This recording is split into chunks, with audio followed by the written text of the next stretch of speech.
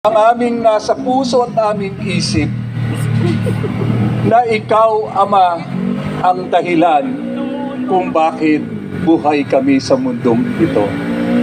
Basbasan niyo po kami. Alam po namin na hirap sa panahong ito ipaglaban ang kagustuhan mo. Pero kami nananalig na hindi mo kami pababayaan. Hindi mo kami ipahihintulot na lalong magkawatak-watak ang mga anak mo, Ama.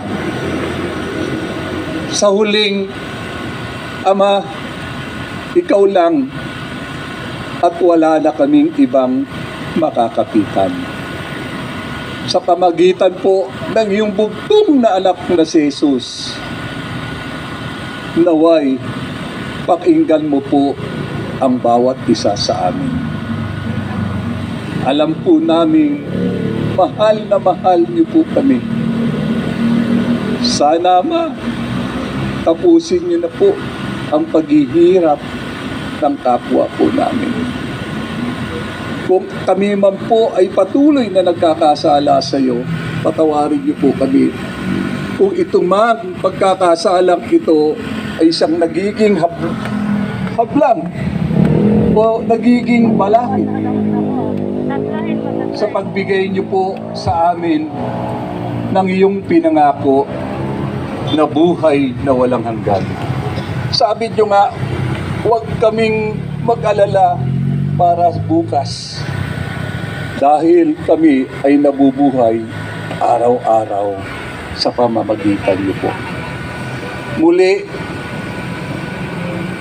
kami po ay nandito sa harapan niyo upang hilingin ang kapayapaan, pagkakaisa, at higit sa lahat ang pagpapatawad sa mga nagkakasala sa amin at ganun din ang patuloy naming pagkakasala sa inyo at sa kapwa namin.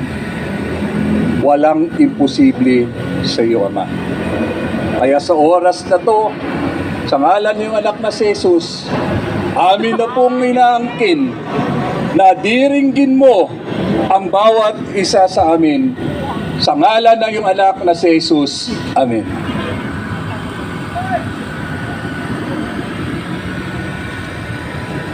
Father God, right now, O Lord, nandito muli kami upang itaas sa inyo ang aming bayan.